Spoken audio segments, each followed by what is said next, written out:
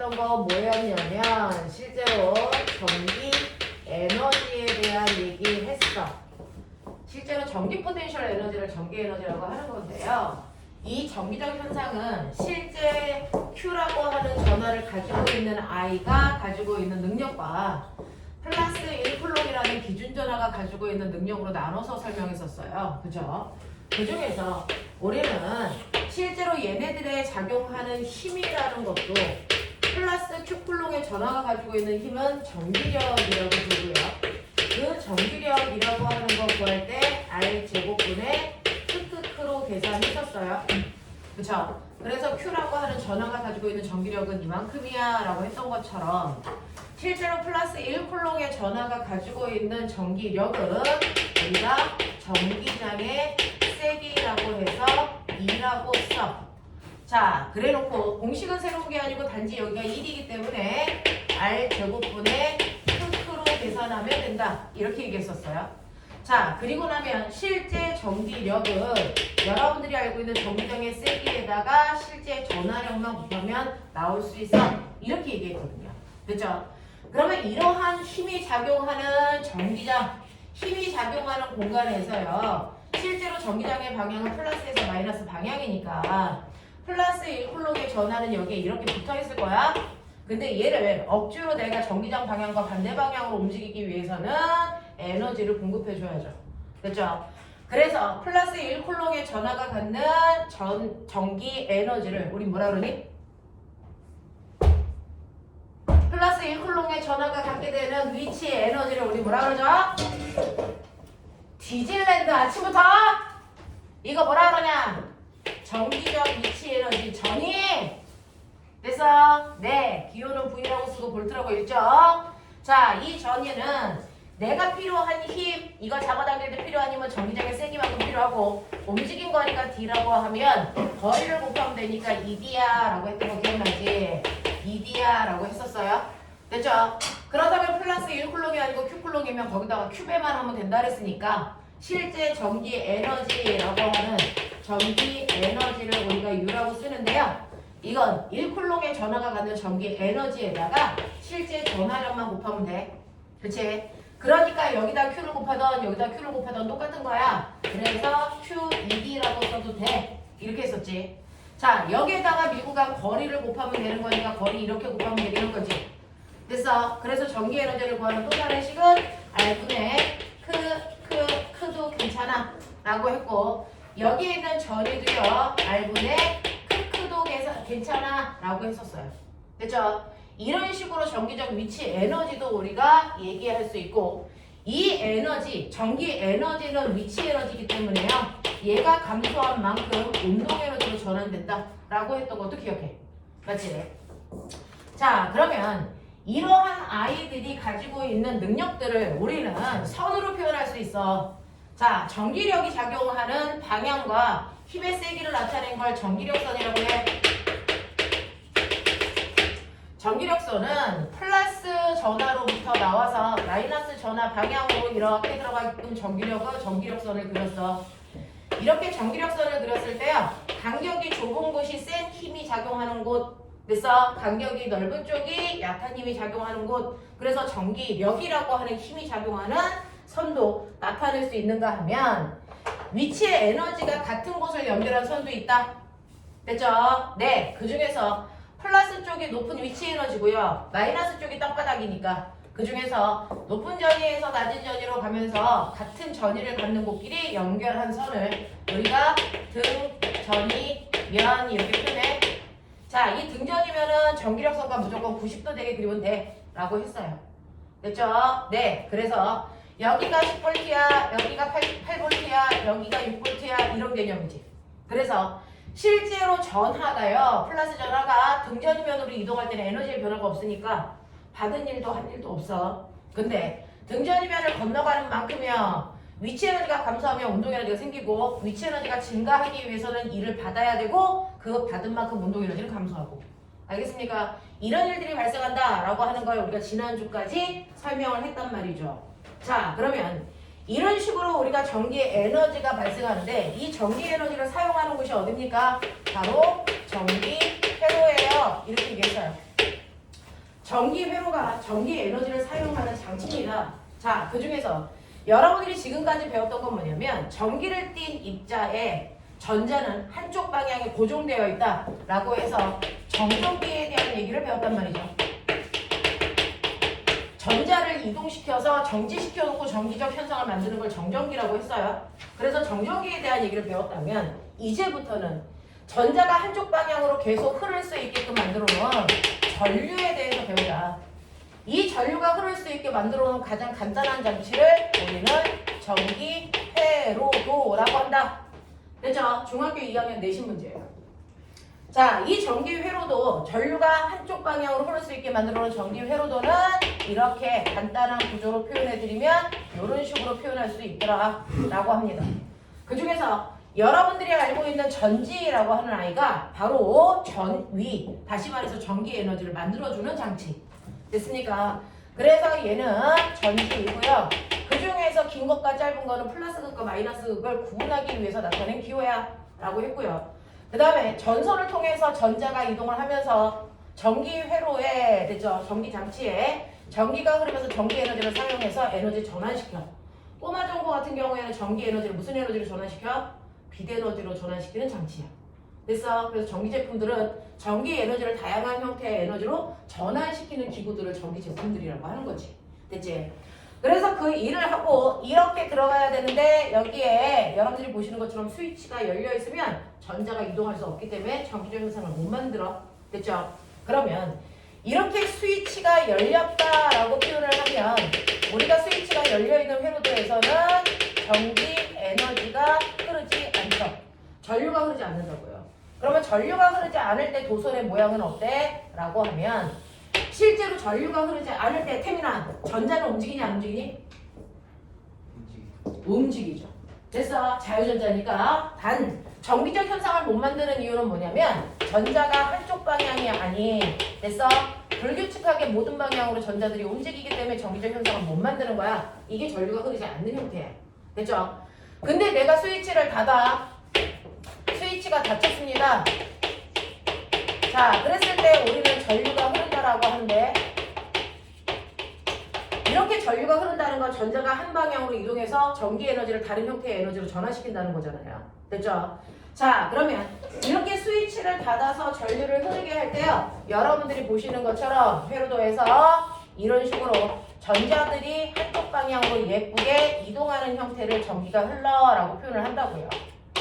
자, 그러면 이렇게 전자들이 움직이는 방향이 어디냐? 당연히 미는 쪽에서 당기는 쪽으로 가겠죠. 됐어? 마이너스 전하니까요. 어디에서 밀어? 마이너스 극에서 밀어. 그래서 플러스 극으로 끌려가. 이게 전자가 이동하는 방향이야. 그래서 전자는 마이너스 극에서 나와서 플러스 극으로 이렇게 돌아간다. 이게 전자의 흐름이다. 하지만 우리는 전류의 흐름은 플러스 전의 이동 방향으로 결정했기 때문에 플러스 쪽에서 나와서 마이너스 쪽으로 흐르는 방향이 전류의 방향이다. 되겠어? 도선 속에서 실제로 보이는 건 전자의 이동만 눈에 보이는 거다. 그래서 실제로 중학교 2학년 교과서에 뭐라고 나오냐면요. 여기 시험지에 뭐라고 나오냐면 여기를 A, 여기를 B 이렇게 해놓고요. 됐죠? 이때 전류가 흐르는 방향을 표시하세요 라고 합니다.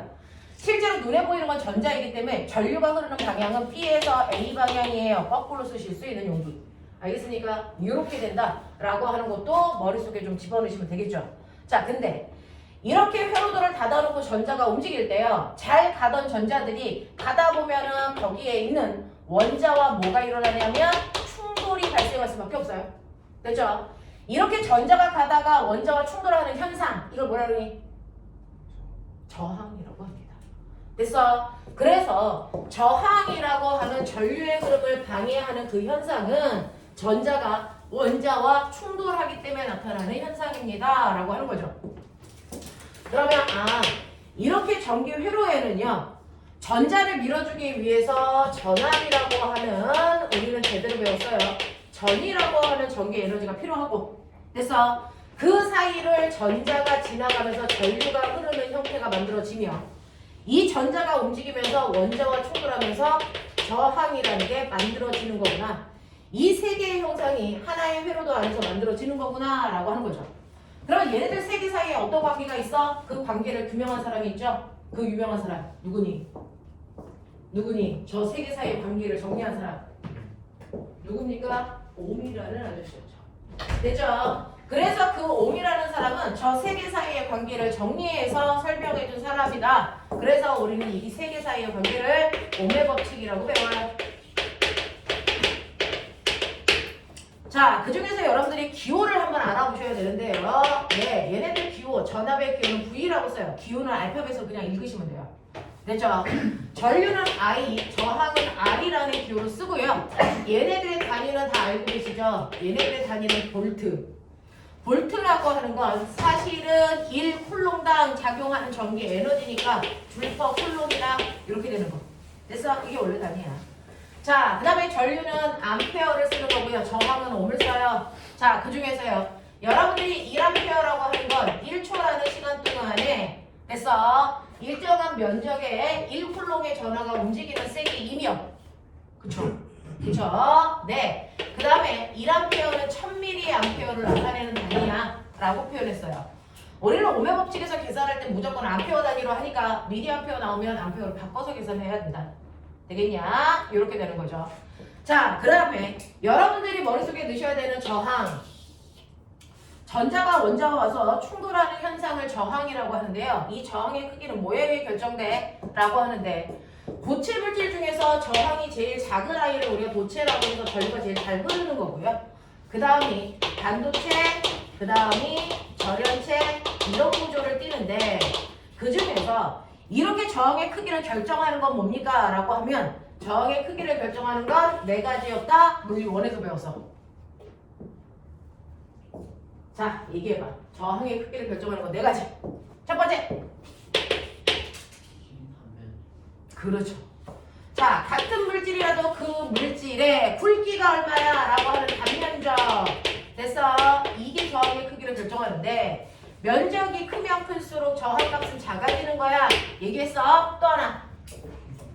네. 같은 물질이라도 그 물질의 길이가 저항을 결정해. 길이가 길어지면 원자들의 개수가 많아지니까 충돌할 확률은 커지는 거야. 그래서 길이가 길어질수록 저항값은 커져. 자, 그 다음. 뭐? 안 들렸어? 네. 물질의 종류. 자, 금속이라면 도체일 가능성이 크고요. 비금속이라면 절연체일 가능성이 크기 때문에 저항값이 크다고 생각하는 거잖아요. 이렇게 물질의 종류에 따라서 저항의 크기가 결정되는데 이 모든 물질들을 같은 굵기, 같은 길이로 잘랐을 때 표준 저항값, 물질마다의 표준 저항값, 이거 물질의 특성이야. 됐어? 이걸 우리가 뭐라고 그러냐면 이거를 비저항이라고 하죠. 로라고 쓰죠. 됐죠? 네. 자, 그래서 물질의 종류에 따라 달라지고 마지막! 항상 거기서 멈추잖아. 그걸 물어내서 배웠잖아. 뭐? 네, 온도요. 왜 스스로를 의심하냐? 온도요. 됐어? 자, 온도에 따라 저항은 어떻게 됩니까? 두 가지죠. 여러분들이 알고 있는 도체라는 아이는 온도가 높아지면 저항값이 커집니다. 왜? 자유전자들이 너무 많아져서 지들끼리 충돌하니까. 이렇게 배웠어요. 됐죠? 근데 거꾸로 여러분들이 알고 있는 반도체라든가 절연체인 아이들은 오히려 온도가 높아지면 저항값이 줄어들어요. 왜? 온도가 높아지면 열에너지를 이용해서 자유전자가 만들어지는 거니까. 되겠습니까? 이런 식으로 원인을 기억해야죠. 암기하는 게 아니잖아. 자, 그러니까 이런 식으로 저항에 따라서 저항을 결정하는 인자들이 네 가지다. 그 네 가지에 의해서 실제 저항값을 재는 방법은, 측정하는 방법은 비저항에다가요. 됐죠? 네, 단면적의 굵기분의 길이 하시면 되는데 이 비저항은요. 같은 물질이라도 0도일 때 비저항값, 10도일 때 비저항값 다 달라. 그래서 그 온도에 따라 비저항값을 결정해서 집어넣으셔야 된다고요. 온도 상수라고요. 되겠죠? 그래서 이 네 가지에 의해서 저항값은 결정되는 거야 라고 해서 중학교 2학년 때는 비저항을 안 배우거든요. 됐죠? 비저항을 안 배워서 저항은 단면적과 길이에 그냥 비례해. 이렇게만 배운단 말이에요. 되겠습니까? 네, 그러니 이렇게 도선이 있다. 이 도선을 내가 반으로 잘라가지고 밑으로 붙여. 이런 식으로 얘 원래 길이가 L이고 단면적이 S였는데 이렇게 만든다고요. 자, 그랬을 때 이물체의 원래 저항값이 얼마였냐면 20이라고 칠게. 그럼 얘는 얼마가 돼? 이런 것들 물어보는 게 중학교 2학년 내신이었지. 됐죠? 이거 저항 얼마 돼? 이게? 뒤질랜드. 이건 길이는 2분의 1로 줄었어요. 됐어? 네. 굵기는 2배 늘었어요. 그래서 저항값은 어떻게 됩니까? 라고 하면 4분의 1배로 감소합니다. 이 뜻이거든요. 중학교 2학년 때 배우는 거. 그래서 원래 저항이 4분의 1로 주니까 이 새끼 저항은 5옴이에요. 이렇게 얘기해야 돼. 됐지? 네. 그 다음에 실제로 도선이 고무줄과 같은 아이라면 여기에 있는 이 도선을 2배 길게 잡아당길 수도 있어. 중3 기억해.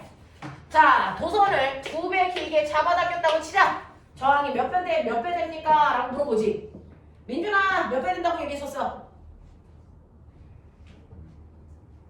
저렇게 2배 길게 잡아당기면 저항은 몇 배가 되니? 안 들려. 맞아요. 이렇게 2배 길게 잡아당기면 길이가 2배 되지만 잡아당겼기 때문에 굵기는 절반으로 줄어든다. 맞죠? 굵기가 절반으로 줄어듭니다. 됐죠? 왜? 잡아당기는 동안 부피는 일정해야 되기 때문이야. 알겠지? 그래서 여러분들이 보시는 것처럼 길이는 2배 되고요. 굵기는 됐어? 2분의 1로 줄기 때문에 저항값은 4배 커져. 이렇게 얘기했죠. 그래서 이렇게 되면 저항값은 80옴이 되는 거야. 이런 식으로 중학교 때 배워요. 알겠습니까? 네, 이런 식으로 잘라낸다는 것과 잡아당긴다는 의미를 정확하게 구별하자. 됐죠? 이런 식으로 하면서 저항값은 변하는 거야 라고 했던 것도 기억을 한단 말이죠. 자, 근데 이 중에서 내가 궁금한 게 있는데 뭐냐면 정말 선생님 길이가 길어지면 저항이 커지는 거 맞아? 이거 증명해줘.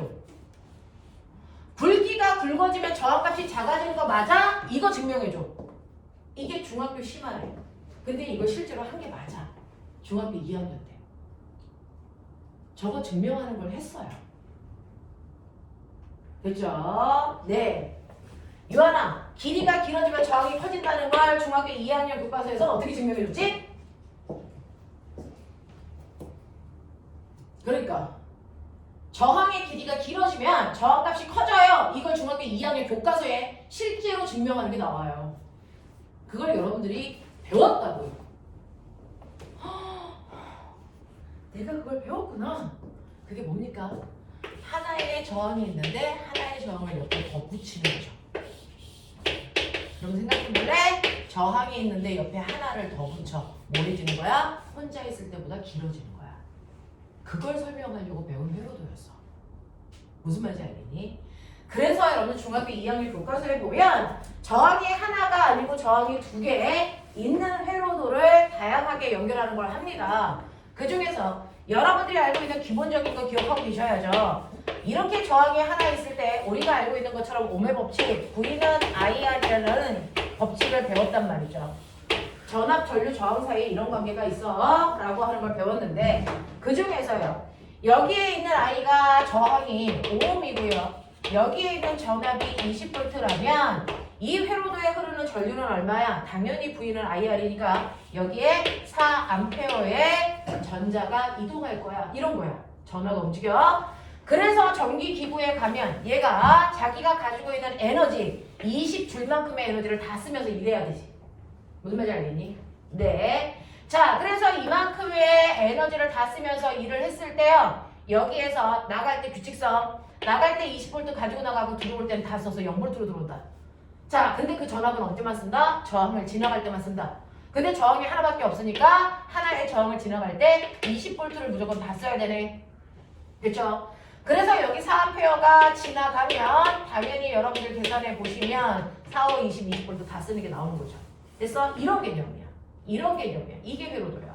자, 근데 여기에서 이렇게 전자가 나갑니다. 나가게 되면 첫 번째 저항도 지나가야 되고 두 번째 저항도 지나가야 되니까 실제로 얘가 20V라도 됐어. 저와 압을 한 군데서 다 쓰면 안 되고요. 됐죠? 이걸 나눠서 써야 된다라고 하는 거죠.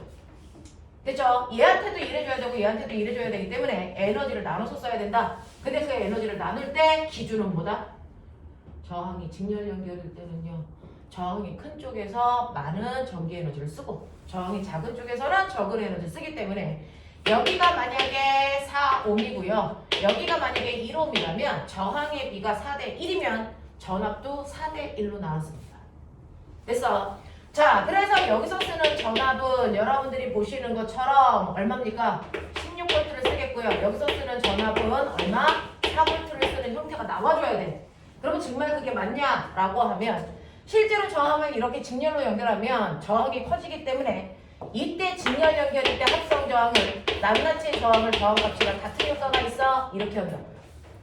됐죠? 그러니까 각각의 저항이 하나는 4옴이고 하나는 1옴이기 때문에 이 전체 회로도는 5옴이 되는 거야. 그러면 V는 IR이니까 전체 저항이 5옴이고요. 전압이 20V니까 여기서 흐르는 전류는 4A가 흘러 이렇게 되는 거죠. 근데 직렬일 때는 전자가 지나갈 수 있는 통로가 한 군데야. 맞죠? 그러니까 첫 번째 회로에도 4A가 그대로 지나가야 되고 두 번째 통로에도 비킬 자리가 없으니까 4A가 그대로 통과해서 집에 들어와야 돼. 그래서 전자는 나갈 때의 양과 들어올 때의 양이 항상 같아야 되거든요. 그걸 우리는 멋진 말로 뭐라 그럽니까? 전하량 보존 법칙.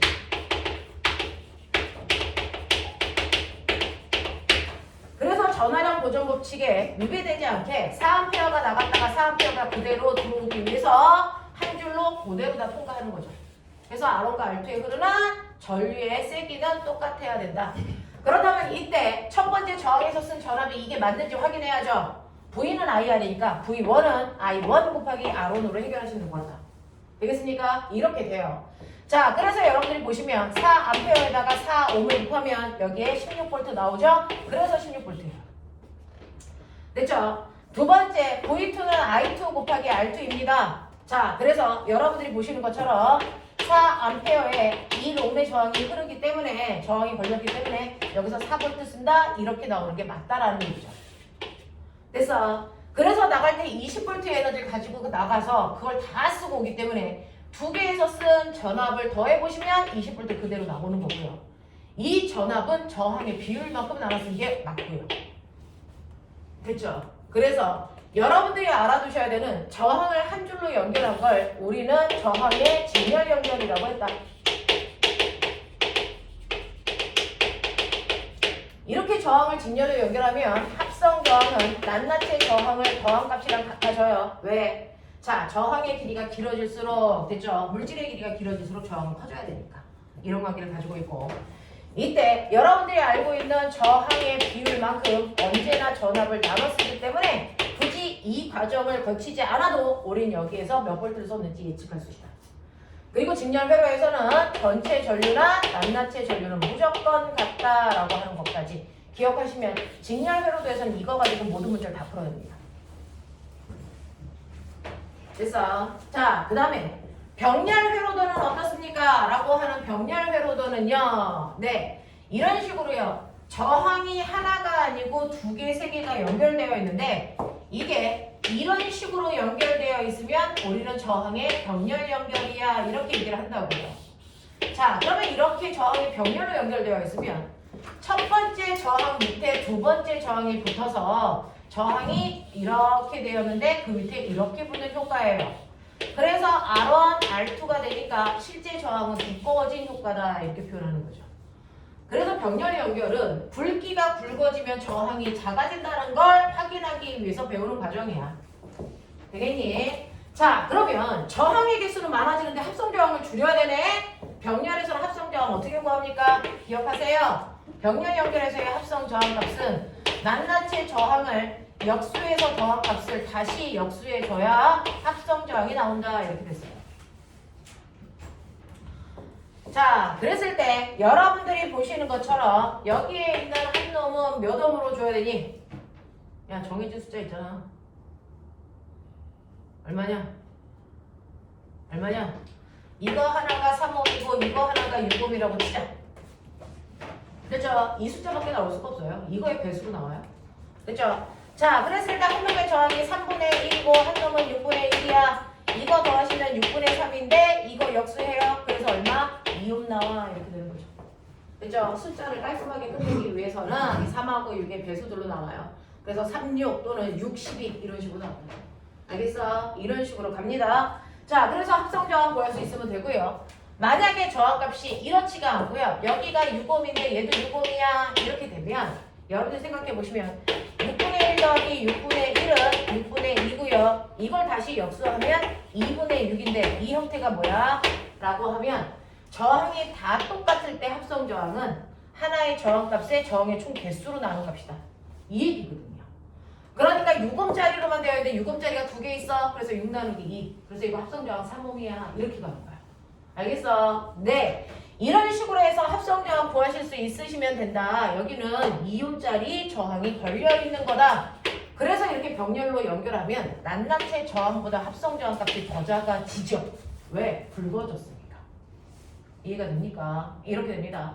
그래서 병렬일 때는요. 이 두 개의 저항 중에 가장 작은 애보다도 합성 저항은 무조건 더 작아져요. 이런 의미로 나와요. 되겠죠? 자, 이런 식으로 합성 저항을 구하시고 그 다음에 여기에 여러분들이 아시는 것처럼 만약에 60V가 걸렸다. 이렇게 되는 거죠.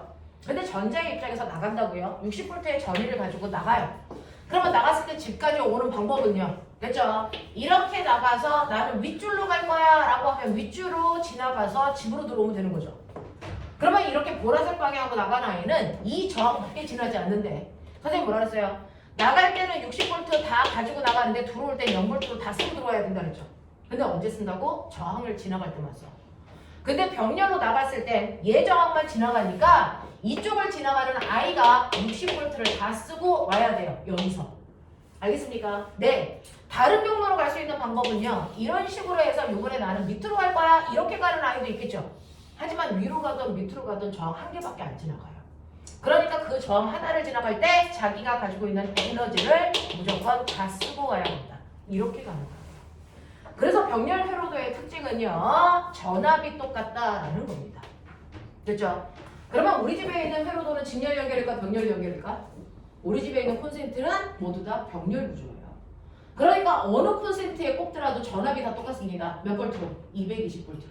알겠어? 그래서 일정한 전압을 공급하기 위해서 쓰는 회로도가 바로 병렬 회로도다라고 하는 거죠. 그래서 병렬 회로도는 전체 전압이나 낱낱의 전압이나 무조건 같은 값을 가지고 있다라고 하는 거죠.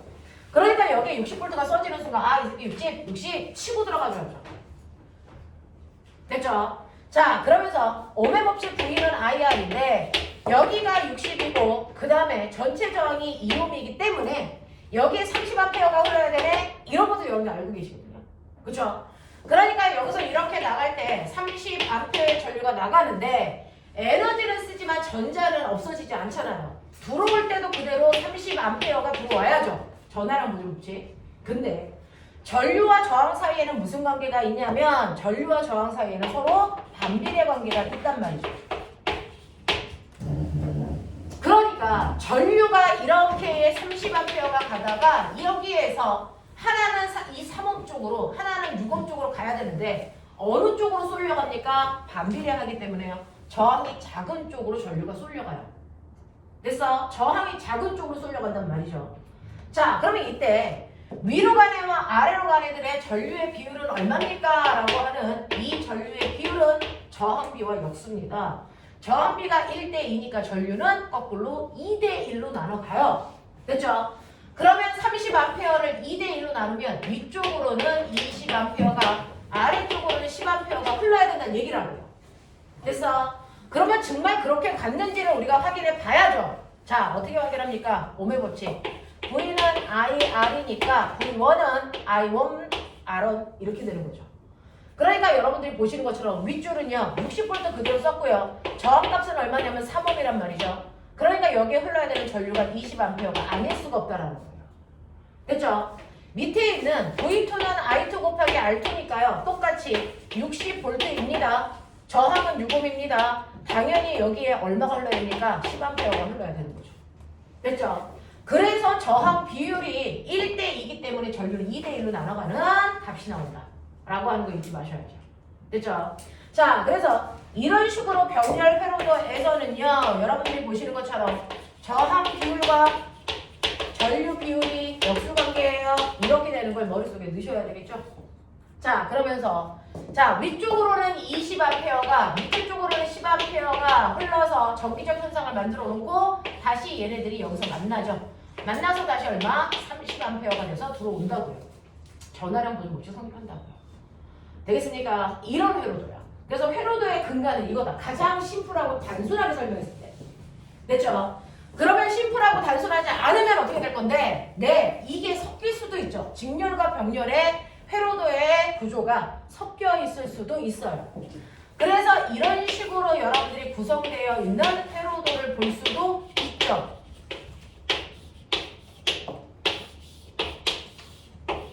이렇게 될 수도 있어요. 사실은 여기에 R1이라는 아이가 4옴이고 여기에 R2라는 아이도 4옴이고 됐어요. R3라는 아이는 3옴이고요. R4라고 하는 아이는 6옴이야. 이런 아이가 있을 수 있어. 됐죠? 자, 이렇게 됐을 때 여기가 120V라고 치자. 숫자가 깨끗하게 나올지 더럽게 나올지 모르겠어. 해보자. 자, 이렇게 되어 있을 때 여러분들이 보시는 이 회로도의 실제 합성 저항이 얼마입니까? 이렇게 물어봐요. 됐죠? 합성 저항이 얼마입니까? 그러면 작은 단위 말단에서부터 키워 나오시는 건데 여기 보시면 이거 병렬이에요. 여기 보시면 병렬이에요. 그러면 요거 병렬을 합성하면 얼마냐면 똑같은 거 4옴짜리 두 개 있으니까 2옴이겠죠. 됐죠? 그러니까 왼쪽은 사실은 2옴짜리 저항 하나 있는 형태고 오른쪽도요. 3옴과 6옴 합성하면 아까 보여드렸어요. 2옴짜리 저항 하나 있는 형태인데 자, 이 2옴과 2옴은 직렬로 연결되어 있는 이런 구조란 말이죠. 맞아. 그러니까 이 합성 저항의 총 저항값은 4옴이야. 이렇게 가는 게 맞겠죠. 됐어? 이렇게 보시는 거야. 이렇게 보시는 거야. 이 말단은 병렬이니까 병렬의 저항값 구하고 병렬의 저항값 구하고 그 병렬과 병렬이 직렬로 연결된 구조. 알겠습니까? 이렇게 보셔야 됩니다. 거기에 120V가 걸려있네? 그럼 꼬맹아, 이거는 단순하게 우리가 아까 봤던 직렬 구조죠. 됐어?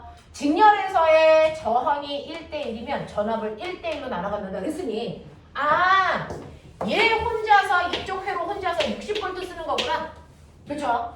이쪽 회로 혼자서 60V가 걸려있는 것과 같은 거구나. 이런 구조예요. 이해되니? 오케이. 자, 그러면서 여러분들이 기억해야 되는 거 합성 저항이 4옴이고 V는 IR이니까 전체는 120, 얘는 4 그렇다면 여기에 걸려있는 건 30A 이렇게 되겠죠. 되겠죠? 그래서 여기 이렇게 30A가 나가는 구조죠. 그러면 여기에도 30A가 갔다가 여기도 30A가 갔다가 들어올 때 30A로 그대로 들어오는 거죠. 자, 그러면 여기에 이렇게 30A가 갔어. 자, 그럼 30A가 갈라져야죠. 됐죠? 어떻게 갈라집니까? 저항비가 1대1이니까 전류도 1대1로 날아가니까 여기에 얼마? 15A. 맞지? 여기에 얼마? 15A. 이렇게 흘러. 그리고 요 자체는 병렬 구조니까 여기가 60V면 얘 혼자 쓰는 것도 60V고 얘 혼자 쓰는 것도 60V여야 돼. 이런 구조야. 납득이 돼? 그래서 V는 IR. 요거 곱해보세요. 60 나오죠. 요거 곱해보세요. 60 나오죠. 이런 얘기야. 되겠지? 되겠지? 실제로 가장 물리 중에서 물리스러운 색깔을 가지고 있는 전기 파트가 전기 회로였는데 전기 회로 내용이 다 빠졌어요. 그래서 물원 문제를 풀 때 전기 회로를 간단하게 구하는 몇몇 문제와 물투에서도 전기 회로가 주체가 아니고 여기에서 각각의 저항의 전압이 얼마인지만 찾아내서 그걸 문제 푸는 문제로 변질되어서 회로도의 중요도가 많이 생략되어 있어요. 옛날에는 회로도 토할 만큼 복잡한 회로도가 많이 나왔었어요. 특히 올림에서는요. 한바닥 그 자체가 저항이야. 더럽게 어렵게 나왔었단 말이죠. 근데 요즘에 그 색채가 다 빠졌습니다. 자, 그래서 기본적인 것만 기억하고 계시면 되고요. 그래서 이 정도의 느낌이다. 자, 그 다음에 여기도 60V고 요 두 개가 병렬이니까요. 누가 안 가르쳐줘도 이 새끼의 저항이 60V겠네. 얘가 쓴 저항 전압도 60V겠네. 이런 거요. 그 다음에 30A가 가는데 저항비가 1대2니까 전류가 2대1로 나뉘어지겠네. 그러니까 여기에 흐르는 전류가 20A고 여기에 흐르는 전류는 10A여야 되겠네. 이런 것들이 굳이 계산하지 않아도 나와. 그리고 네가 잘했는지는 확인해 보시면 되죠. V는 IR이니까 요거 곱하시면 전압이 나오는지 요렇게 곱해서 전압이 나오는지 확인. 알겠습니까? 이런 과정들이야. 이런 과정들이야. 됐어. 자, 그러면서 여러분들이 보시는 것처럼 그렇다면 이렇게 여기에 그대로 30A가 걸리고 30A가 걸리고 여기서 60V 쓰고 여기서 60V 쓴다는 얘기네. 이걸 물투 스타일로 해석하면 뭐냐면 실제로 30A의 전류가 여기까지는 전압을 안 썼어요.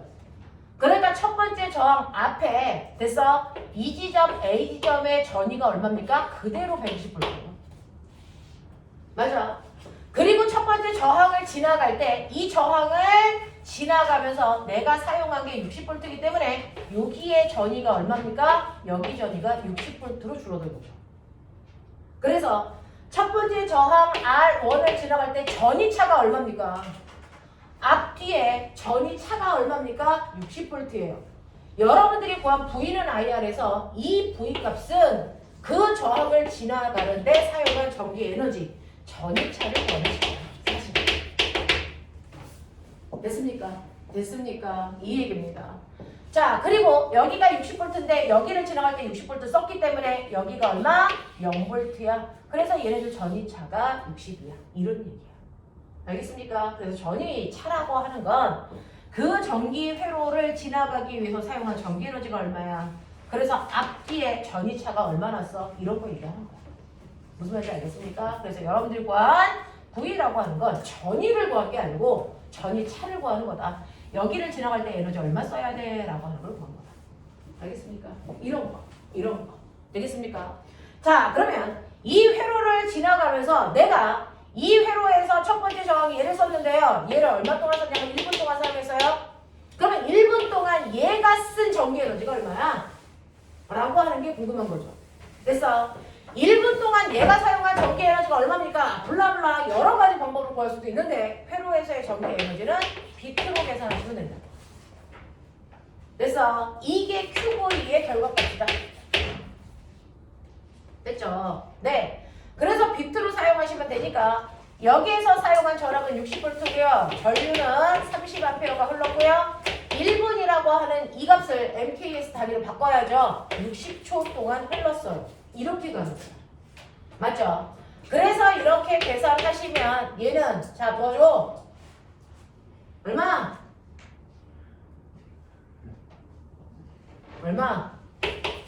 얼만큼? 맞냐? 나 맞아? 이거야? 야 KMO 뒤질랜드? 이거 맞아 틀려? 이 숫자 맞아? 오케이. 자, 그래서 이만큼의 전기 에너지를 여기에서 사용했네. 이렇게 되는 겁니다. 이해되겠어? 네. 그래서 이렇게 전기가 흐르면서요. 하나의 전기 기구에서는요. 끊임없이 매 순간 전기 에너지를 사용하면서 전기 제품을 가동시키겠죠. 그러면 그 전기 제품에서 얼마만큼의 전기 에너지를 사용했습니까? 라고 하는 전기 에너지를 구하는 방법. 우리는 회로도에서 주로 비트 쓴다. 이게 QV와 같은 거다. 이게 여러분들이 알고 있는 QED를 계산하는 값이다. 알겠죠? 왜요? 선생님이 말씀드린 것처럼 전류는 일정한 시간 동안에 움직이는 전하량이니까. 그래서 네, 전하량은 IT. 그래서 이 Q에다가 IT 집어넣으시면 BIT가 나오죠. 되겠습니까? 네, 이런 식으로 해서 전기 에너지를 구하는 식은 상황에 따라 여러 가지를 여러분들이 사용할 수 있습니다. 그래서 총 시간 동안에 사용한 전기 에너지 이렇게 구합니다. 되겠냐? 근데 엄마가요. 에어컨을 살 때요. LG 에어컨이 좋은 건지 삼성 에어컨이 좋은 건지 구별할 거예요. 그러면 일단은 엄마는 어떤 전기 제품을 살 때 가장 먼저 보는 게 뭘까요? 솔직히 얘기해. 너네 엄마 저 에어컨 살 때 뭐 보셔? 가격 보시고요. 됐죠? 두 번째. 뭡니까? 브랜드 보시고요. 그쵸? 브랜드 봐야죠. 됐죠? 세 번째. 어차피 너네 에어컨 사봤자 집에서 안 틀어. 그냥 장식용이야. 뭐 봐야 돼? 디자인 봐야지. 어차피 장식용인데. 됐어? 근데 실제로 봐야 되는 건 뭡니까? 효율성이죠. 내가 이거 틀었을 때 전기세 많이 내? 적게 내? 이거 봐야 될 거 아니야. 그래서 그 에어컨 사러 가서 그 왜 그 판매하시는 분한테요 전기세 어느 게 더 많이 나가요? 이렇게 물어보시잖아요. 그죠? 이거 한 달에 얼마쯤 돈 내요? 이거 쓰면 이런 거 물어보시잖아요. 그죠? 효율성을 따지는 건데 그러면 소비자들이 효율성을 따질 수 있는 지표를 줘야죠. 그래서 삼성 에어컨은 1시간 동안 사용한 전기 에너지의 예상값을 주고 자 LG 에어컨은 10시간 동안 사용한 전기 에너지에 그래서 네 사용료를 준다면 비교치가 안 되잖아요. 그래서 모든 전기 제품들은요 단위 시간 동안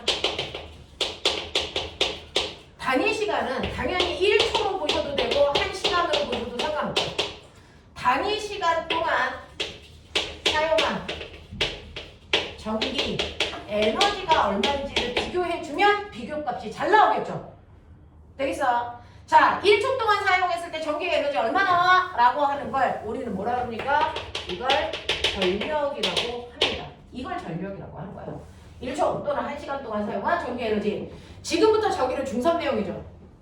새로 도는 중학교 2학년 시험범위라면 전기 에너지 전력은 중3 시험범위죠. 알겠냐? 중3 7단원이야 이 새끼들아. 정신 차려. 자, 그래서 전력이라는 건 단위 시간 동안 사용한 전기 에너지를 얘기한다. 그러면 우리가 전기 에너지를 이렇게 구했는데 전력은 어떻게 구해? 그걸 다 걸린 시간으로 나눠버리면 되죠.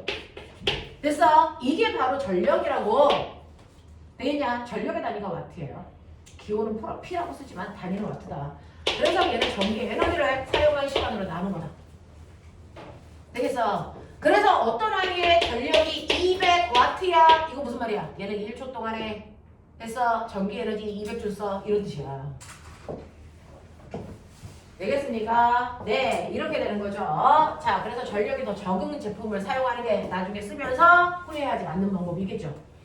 자, 그러면 이렇게 내가 전기 제품을 사용하면 쓴 만큼 돈 내야죠. 자, 우리는 돈을 한 달에 한 번 내요, 전기세를. 그러면은 저 전기 에너지를요, 한 달 동안 사용했으니까 전기 에너지를 초 단위로 쓴 거잖아요. 한 달은 몇 초인지 우리는 알죠? K모, 빨리 얘기해. 한 달은 몇 초니? 이 정도는 암산감이죠. 계산은 할 수 있어도 숫자가 너무 커요. 그래서 실제로 전기세를 계산할 땐 초 단위로 계산하지 않습니다. 전기 에너지는 초 단위로 계산하는 거지만 실제로 전기세를 계산할 때 초 단위로 계산하면 숫자가 너무 커서 시간 단위로 계산한 전기 에너지 값을 얘기합니다. 되겠어? 그러니까 여러분들이 보시면 1초 동안에 사용할 전기 에너지가 전력이라고 그러죠? 전력에다가 시간을 곱하면 그래서 1시간 동안 사용한 전기 에너지 총 전기 에너지를 사용량을 시간 단위로 계산한 값이 나와요. 이거를 우리는 전력량이라고 합니다. 그래서 여러분들이 한 달 동안 사용한 전력량만큼 전기세를 내는 거죠. 전기 에너지를 실제로 계산할 수 없다. 숫자가 무한대로 크니까. 그러면 선생님 1Wc라고 하는 건 몇 줄인데요? 라고 하면 전기 에너지는 똑같은데 초가 아니고 시간으로만 바꾼 거기 때문에 얘는 1시간을 초로 바꾸면 되죠? 얼마? 3600줄이에요. 이렇게 가면 되죠. 되겠습니까? 크기 차이는 그 정도가 있는데 똑같이 전기 에너지인 건 똑같습니다. 계산한 시간 단위가 초냐 시간이냐의 차이가. 되겠어? 자, 그렇다면 얘 어떻게 계산해요? 똑같죠? VI를 시간으로만 계산해 놓으면 돼요. VI 초가 아니고 VI 시간으로 계산한 거예요. 됐죠? 근데 전력은 뭐였냐면 전기 에너지 여러분들이 보시는 것처럼 비트라고 하는 걸 초로 나눈 거잖아요. 그러니까 이렇게 약분이 된단 말이죠. 그러니까 사실은 전력이라는 건 전압에다가 전류만을 곱한 값이 전력이거든요. 맞지? 전압에다가 전류만을 곱한 값이 전력이었기 때문에 여러분들이 전기 에너지나 전력량을 계산할 때요. 요 값을 그대로 전력으로 바꾼 거죠. 됐어? 그래서 전력에다가 시간을 곱하면 전력량이고 전력에다가 그죠? 전력에다가 초를 곱하면 그건 전기 에너지다. 무슨 말인지 알겠니? 이 얘기야. 전력에다가 초를 곱하면 전기 에너지고요. 전력에다가 시간 곱하면 전력량이다. 그래서 시간의 단위에 따라 같은 에너지라도 표현하는 이름이 달랐다라고 하는 겁니다. 우리는 전력량만큼 전기세를 내고 있다. 우리가 계산하는 건 전력량이었다. 일상생활. 되죠? 자, 근데 전기 제품들을 보면요. 전 세계 전기 제품들을 우리나라에서 만들어서 우리나라에서 쓰는 게 아니고 전 세계에서 다 쓰기 때문에 모든 전기 제품들은 규격이라는 게 있습니다. 그렇죠? 자, 그 전기 제품들에서 반드시 전기 제품마다 나타내야 되는 게 뭐냐면 100V, 200W, 자 이렇게 전기 제품들이 가지고 있는 기능, 성능을 표현하게끔 되어 있어요. 이렇게 쓰는데 이렇게 써져 있으면 뭐냐면 나는 100V 용이야 라고 하는 이 전기 제품이 몇 볼트에서 주로 사용되는지를 써놓는 거죠. 이걸 전격 전압이라고 해요. 전격 전압이 얼마야 이거예요. 저는 100V 용이니까 100V에서 써주세요. 이런 얘기야. 되겠어? 자, 그 다음에 그 옆에 있는 200W야 라고 하면 나는 100V에 꼽으면 돼서 네, 1시간 또는 1초 동안에 200J의 전기 에너지 써요. 이런 뜻이죠. 됐죠? 이걸 우리가 뭐라고 하냐면 소비 전력. 이 소비 전력 숫자가 클수록 전기세 많이 낸다는 거야.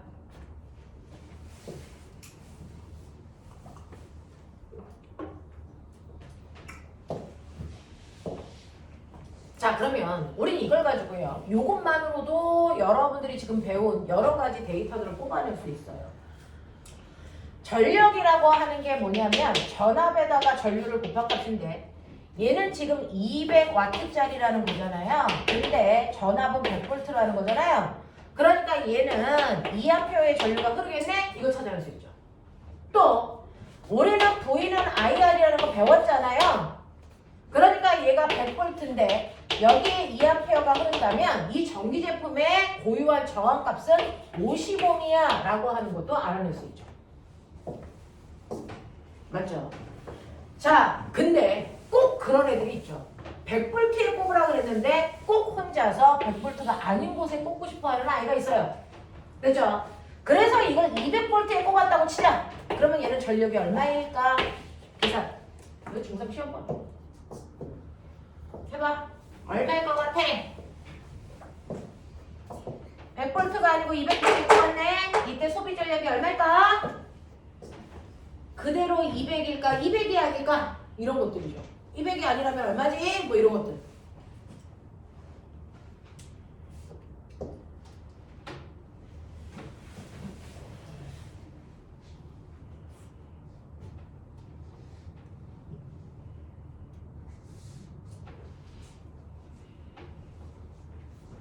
연우 해결했지? 얼마 나와?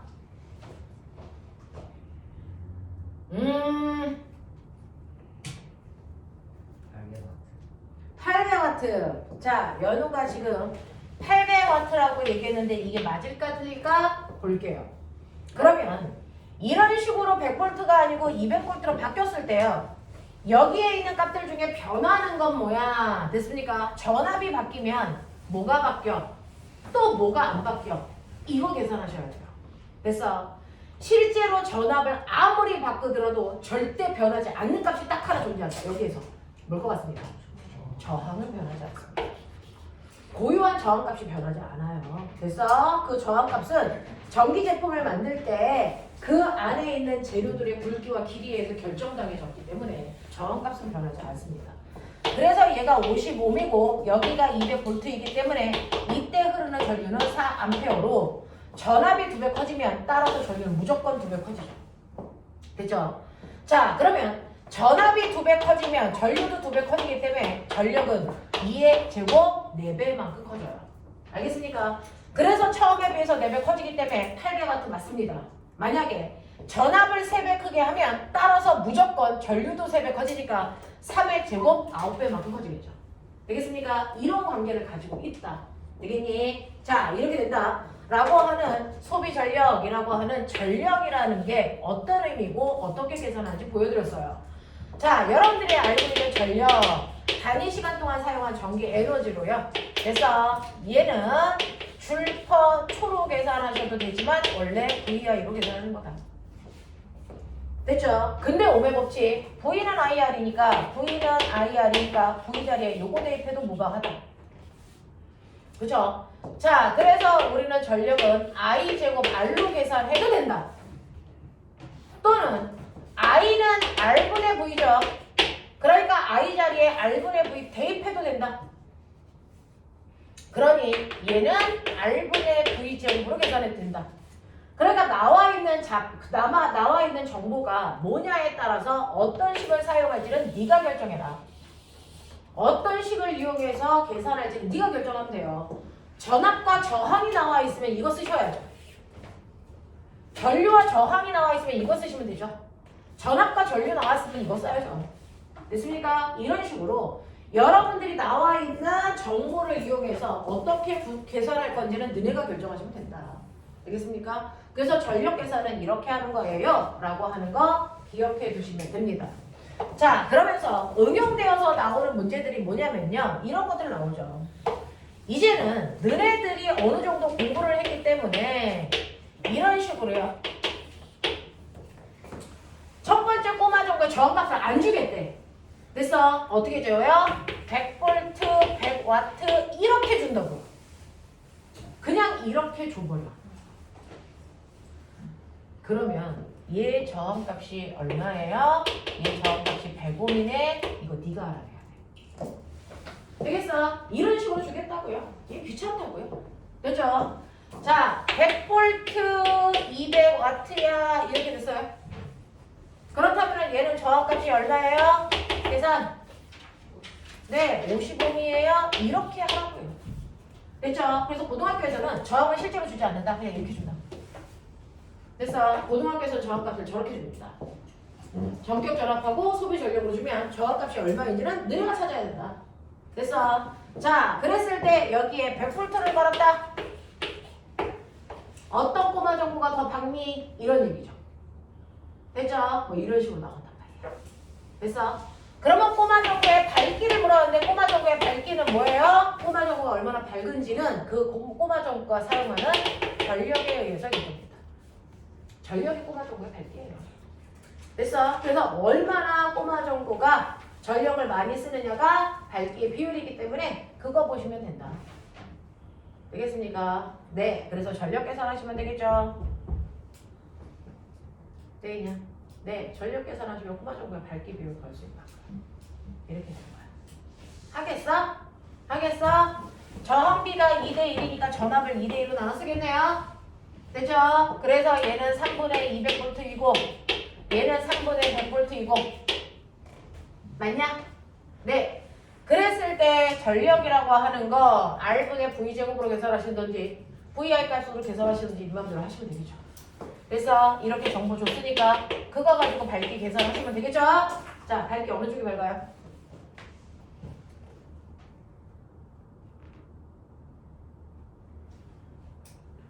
이런 씨.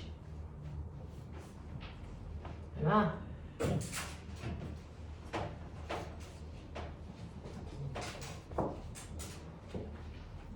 누가 더 밝아? 얘 전력 얼마 나오니? W1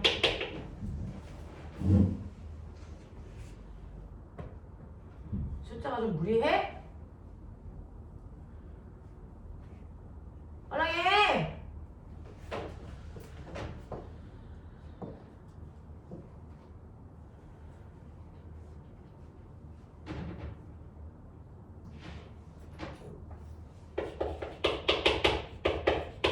이거 아니야?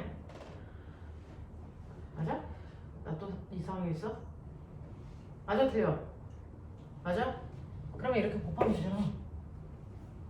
그러면 얼마 나오니?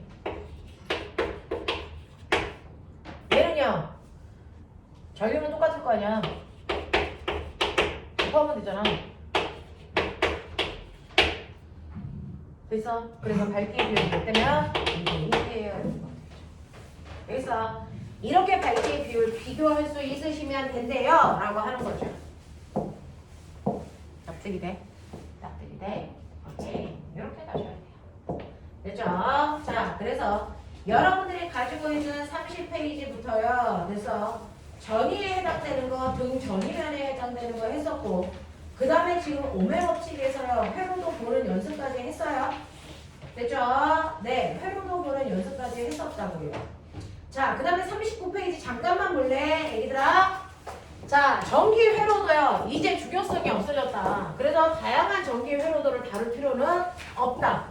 됐죠? 하지만 하나는 보고 가자. 거기 맨 밑에 있는 그림 휘트스톤 브릿지.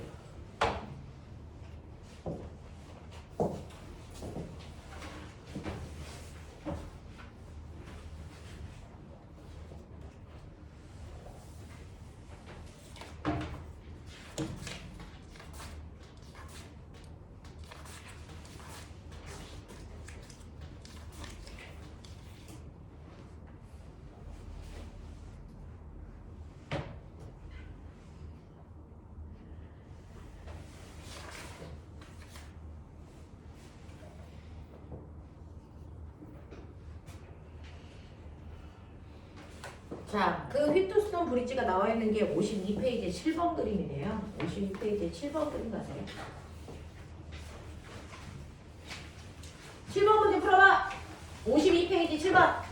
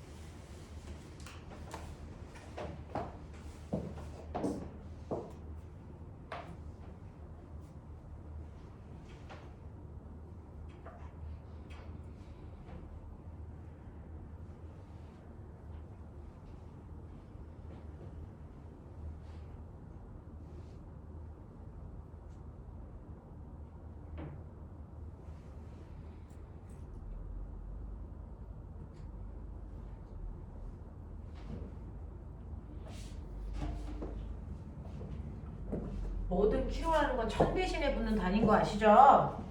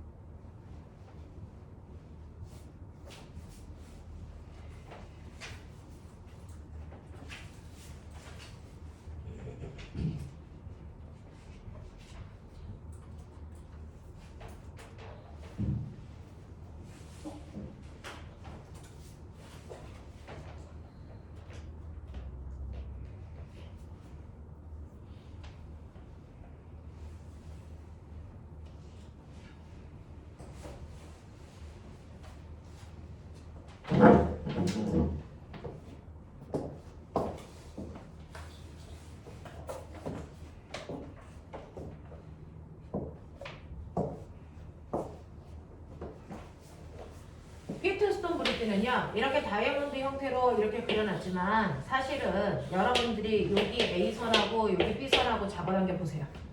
그러면 사실은 두 줄의 병렬선이에요. 맞죠? 두 줄의 병렬선이 휘트스톤 브릿지의 형태를 띠고 있습니다. 그거죠. 그걸 그려놓은 게 여러분들이 가지고 있는 7번 그림이에요. 그래서 7번 그림은 보시는 것처럼 여기가 B고 여기가 A고 얘가 400옴이고 얘는 200옴이고 뭐 이런 형태로 되어 있고요. 여기에 있는 C하고 D가 있는데 얘 3000옴이니까 3kΩ 이렇게 쓴 거예요. 여기는 정 모르겠어 이렇게 온 거고요. 자, 그래놓고 여기에 이렇게 전원 걸려있는 형태예요. 우리가 보던 형태로 놓으면 이렇습니다. 여기 6볼트야 뭐 이런 느낌인 거지. 되겠죠? 네, 그래서 여러분들 휘트스톤 브릿지를 두 줄의 병렬선으로 보시면 된다. 이렇게 된다. 그래서 여기에 있는 저항, 여기에 있는 저항이 한 줄의 직렬선으로 묶여요. 그래서 여기가 B가 되고 여기가 A가 되고 이런 느낌이야. 되겠죠? 네, 이런 느낌의 그 회로도를 우린 단순하게 그려놓은 거다. 자, 그랬을 때 이 문제를 푸는 키워드는 항상 문제 속에 있어요. 거기서 뭐라 그랬냐면 A에 흐르는 전류의 세기는 D에 흐르는 전류의 세기의 10배야 그랬어요.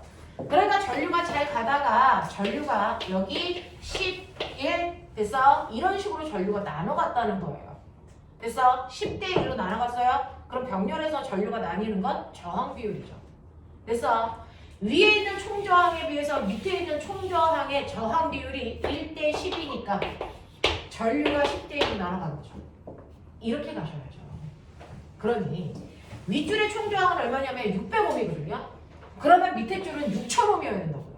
무슨 말인지 알겠어? 그래서 6000이기 때문에 여기가 3이면 얘도 3kJ야 7옴이야 이렇게 가는 게 맞다고요. 이해되겠니? 네, 이렇게 가시라고요. 그래서 항상 문제를 푸는 키워드는 문제 속에 있다. 문제 정확하게 읽어라. 됐죠? 자, 그 다음에 P와 Q 사이의 전위차가 1V입니까? 라고 한다고요. 그러면 여기에서 여러분들이 보시는 것처럼 3000옴이야. 자, I는 R분의 V이기 때문에 여기가 3000옴이고 여기가 6V이면 됐죠? 네. 얼마니? 1000분의 2니까 0.002A가 흐르나요? 그런 얘기죠. 되죠? 여기 전체 회로에서 0.002A가 흐르고요. 여기가 6V이기 때문에 이쪽도 6V를 혼자서 쓰고 얘도 6V를 혼자서 써. 뭐 이런 느낌? 자, 근데 여기에서 보시면 저항이 2대 1이니까요. 됐죠? 네, 전압을 2대 1로 나눴으면 되니까 여기서 4V, 여기서 2V. 됐죠? 이런 느낌이고요. 여기 저항이 1대 1이니까 여기서 3V, 여기서 3V 이렇게 쓴다. 뭐 이런 거죠. 이 새끼들이 이 정도는 해야지. 나 이 처먹어가지고. 되겠어? 자, 그럼 꼬맹아 와. 여기서 6V 갔어. 윗줄만 보면 6V 여기까지 온다고요. 근데 여기 지나갈 때 4V 쓴다고요. 그러면 요점에 남아있는 건 2V예요. 맞습니까? 그런 느낌. 여기 6V 끌고 가요. 근데 6V 중에서 3V 쓴다고요. 그러면 여기에 남아있는 건 3V예요. 그러면 얘하고 얘의 전위 차이는 1V지. 알겠습니까? 이렇게 가야지 이 새끼들아.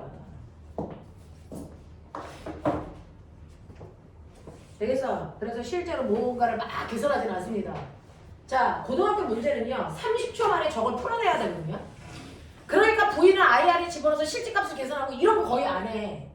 되겠니? 비율로 다 풀어. 그렇게 가야 되는 거야. 되겠어? 자, 그래서 필요한 것만 실질값으로 계산하시고 비율이 필요하면 비율로 가시면 된다. 자, 그 다음에 디귿 보시면 B의 양단에 걸리는 전압은 얼마겠습니까? 라고 하는 B의 양단에 걸리는 전압 밑줄 쳐. 그걸 다른 말로 뭐라 그러니? B의 전위차가 얼마니? 이렇게 물어보는 거죠. B의 양단에 걸리는 전압이 얼마니? 라고 하는 건 사실은 B의 전위차가 얼마니? 이겁니다. 됐어? B의 앞과 뒤의 전위차가 얼마니? 얘가 4V 쓴다 그랬으니까 4V예요. 이렇게 가야죠. 됐습니까? 우리가 오메 법칙에서 구한 V값은 그 저항에서의 전위차를 얘기한다. 이런 얘기야. 되겠죠? 그래서 복잡한 수학 계산 없습니다. 복잡한 수학 계산 없이 여러분들의 사고로만 푸는 거다. 비율로 푸는 거다. 물리는 이렇게 나온다. 되겠습니까? 네. 됐어? 하겠어. 물리 재밌죠? 순간 너무 큰 웃음이었다. 재밌어서 무슨 거예요? 엄청 재밌죠? 저는 선생님은 평생 물리만 했잖아요. 고등학교 때부터 물리만 했잖아요. 선생님은 사실은 문화생지 다 고등학교 3학년 형아들한테 가르치거든요. 문화생지를 다 가르치는데 그 중에서 물리 가르칠 때가 제일 재밌어요. 형아들도 제일 좋아해요. 자, 이게 휘트스톤 브릿지다. 자, 그러면 이렇게 되어 있는데 꼬맹아, 내가 여기에다가 이렇게 거기는 PQ가 그냥 너덜너덜한 상태인데 그걸 이렇게 연결해. 아이씨, 그러면 전류가 저 선에 흐를까 안 흐를까? 이겁니다. 됐어. 내가 이렇게 그냥 빈 전선을 연결한다고요. 이렇게 됐을 때 이 전선의 전류가 흘러 또는 여기에 이제 저항을 이렇게 놓으면 이 저항의 전류가 흘러 이런 거야. 되겠냐? 여기에 저항이 있다고 치자.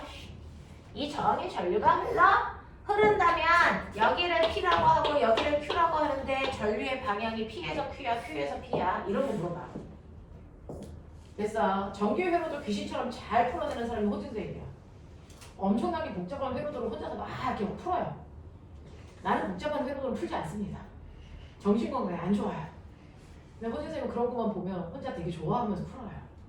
자, 그러면 이런 식으로 되어 있을 때요. 여기에 전류가 흐를까 안 흐를까? 만약에 여기에 이렇게 저항을 연결한다면 됐죠? 자, 실제로요. 전류는 어때야 되냐면 그래서 물과 똑같기 때문에 높이 차가 있어야 흘러요. 됐죠? 물은 높은 데서 낮은 곳으로 흐르죠. 평지에서는 흐르지 않잖아요. 고여 있어요. 무슨 말인지 알겠습니까? 그래서 실제로 전류가 흐르려면 위아래 전이차가 있어야 흐른다. 높은 데서 낮은 쪽으로 흐르죠. 무슨 말인지 알겠어? 자, 그랬을 때요. 얘는 여기까지는 6V가 온 게 똑같습니다. 똑같은데 여기를 지나는 순간 여기서 4V 썼으니까 여기가 2V고요. 여기가 얼마나 썼어요? 3V 썼으니까 3V죠. 그럼 꼬맹아, 어느 쪽이 높은 전이야? 여기가 높은 전이야. 여기는 낮은 전이야. 그래서 전류는 높은 데서 낮은 전을 이렇게 흘러. 알겠어? 신기하죠? 이렇게 흘러요. 그래서 여기에 있는 이 R이라는 저항에서 전류 방향은 Q에서 P방향입니다. 이렇게 가요. 알겠냐? 이렇게요. 근데 만약에 여기도 300이고 여기도 300이야 이렇게 되면 얘도 전압을 여기서 3V 쓰고 3V 써요. 그러면 여기에 전이차가 3V, 여기도 3V야. 그러면 전이차가 똑같네? 그러면 일로 갈까 안 갈까? 전류가 여기 흐르지 않습니다. 여기 저항이 불 안 들어와요. 전류가 안 지나가요. 그냥 이렇게 가버려요. 알겠습니까? 이거예요. 이거예요. 그래서 가운데 어떤 회로도를 연결했을 때 그 회로도의 전류가 흘러 안 흘러? 그건 회로도의 앞뒤에 전이차가 생겨야만 흐릅니다. 전이차가 생기지 않으면 흐르지 않습니다. 알겠습니까? 이렇게 가는 겁니다. 이렇게 가는 겁니다. 그래서 여기에다가 이렇게 전선을 연결했을 때요. 그래서 여기에 있는 저항의 전류가 흐르니 안 흐르니는 이거의 이 지점의 전이와 이 지점의 전이에 전차가 생겨야만 흐른다. 그러지 않으면 흐르지 않는다. 알겠습니까? 요런 모습, 요런 모습. 되겠죠? 자, 그래서 휘트스톤 브릿지는 그런 걸 얘기하는 거다. 그래서 전이차가 있어야만 전류가 흐를 수 있다라는 개념이다. 되겠어? 자, 여기에서 머리 팍팍 돌려야 되는 게 거기에서 9번, 10번 문제. 이거를 제대로 풀 수 있으면 회로도를 제대로 이해한 거거든요. 됐죠? 네. 그래서 이런 문제들이 좀 까다롭고 그걸 뺀 나머지 문제들은 여러분들이 사고만으로 풀 수가 있어요. 자, 그 중에서 저랑 하나만 보죠. 머리 돌리는 거야. 자, 50페이지 문제 3번 봐봐. 이거 무슨 얘기일 것 같아? 50페이지에 3번이야. 도대체 얘는 뭘까요? 문제 이거 안 풀어갔네. 50페이지에 3번 문제 풀어오셨어요. 됐죠? 거기까지는 하셨네요. 자, 50페이지에 3번 문제 보시면 됐죠? 50페이지에 3번 문제는 여러분들 거기에 있는 저울처럼 생긴 거에 물체를 올려놓으면 됐어? 그 저울이 가라앉아서 도선이랑 만나요. 그래서 전류가 흘러요. 스위치가 닫히는 역할을 하니까. 그래서 스위치가 닫히는 역할을 하니까 도선에 전류가 흐릅니다. 됐죠? 네. 자, 그러면 그림은 전압의 일정한 전원 장치의 원통형 도선 도체 막대 저압 전류계를 연결해서 만든 전기 저울의 모습을 간단히 나타낸 것이다 라고 하는데 요즘에 과거 아이들 밑에 내려가서 실험하고 있거든요. 그때 쓰는 게 전자저울인데 전자저울이 이런 구조로 되어 있어요. 자, 저울 접시에 물체를 올려놓으면 저울 접시가 아래로 내려가 A점과 도체 막대의 접점이 도체 막대의 아래 부분에 내려간다 라고 하는 거지요. 자, 저울 접시에 물체를 올려놓은 후에 올려놓기 전보다 큰 값을 갖는 물리량을 찾아보세요 라고 하는데 꼬맹아, 실제로 어떠냐면요. 거기는 그림 다 그릴 수가 없어요. 자, 이렇게 물체를 올려놓으면 됐죠? 여기에 있는 전선이 이렇게 연결되어 있고요. 이렇게 되어 있잖아요. 자, 여기 이렇게 전선이 연결되어 있고 그 다음에 여기 있는 전선이요. 이 도체 막대기에 돼서 연결됩니다. 자, 그 중에서 얘가 가벼우면 얘가 조금밖에 안 내려오니까 이렇게 돼요. 맞아요? 이렇게 연결돼요. 근데 얘가 아주 무거우면 어떻게 돼? 훅 내려오니까 여기에 연결돼요. 됐죠? 가벼울 땐 여기고 무거울 땐 여기라고요. 그러면 전류가 흐를 때 얘는 이렇게만 흘러서 이리로 가고요. 얘는 이렇게 흘러서 가고요. 그러면 이 도체 막대기를 지나가는 공간이 다르죠. 이게 바로 뭔데? 저항. 됐어. 그래서 가벼울 때는 저항이 길어진다는 얘기죠. 무슨 말인지 알겠습니까? 이런 느낌. 이런 느낌. 그래서 도체 막대기를 어디를 지나가느냐에 따라서 저항의 크기가 달라진다. 그런 느낌으로 가는 거다. 그래서 보시면 기억. B점과 C점 사이의 전이차는요. B점과 C점 사이의 전이차는요. 라고 하는 그 전이차는 이라고 했는데 여러분들이 이거 뭘 올려놓는다고요? 무거운 거 올려놓는 거야? 가벼운 거 올려놓는 거야? 아, 무거워지면 자, 물체를 올려놓는다 그랬으니까 처음보다 무거워졌을 때 큰 값을 갖는 거 찾아보세요 라고 하는 거예요. 자, 이렇게 무거운 물체를 매달아 놓으면요 여기에 저항의 길이가 짧아지는 거죠.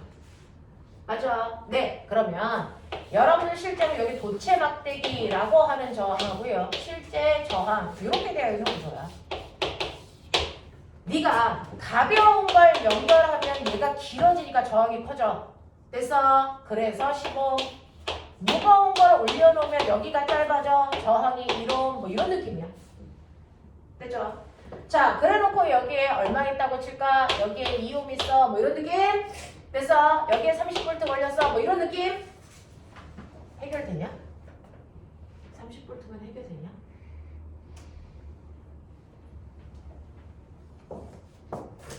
가벼운 거 놓으면 2옴이라고 할까? 얼마라고 할까? 얼마면 해결돼? 4옴이라고 할까? 이렇게 하면 해결되니? 네, 해결해보죠. 자, 그렇다면 가벼운 걸 놓으면 저항의 비율이 2대 1이니까 전압도 2대 1로 쓰겠죠. 됐죠? 그래서 20V, 10V. 근데 무거운 거 놓으면 저항비가 1대 2니까. 그래서 거꾸로 10V, 20V 이렇게 쓰겠죠. 그래서 무거워지면 여기에 걸리는 전압이 훨씬 더 커요. 전이차가 더 커져요. 알겠어요? 그런 얘기예요. 무거운 거 놓으면 여기에 저항 쪽에 전이차가 커지네. 이런 얘기죠. 그 다음에 두 번째, 전류계에 흐르는 전류의 세기는 어떻습니까? 라고 하면 자, 전류의 세기는 R분의 V예요.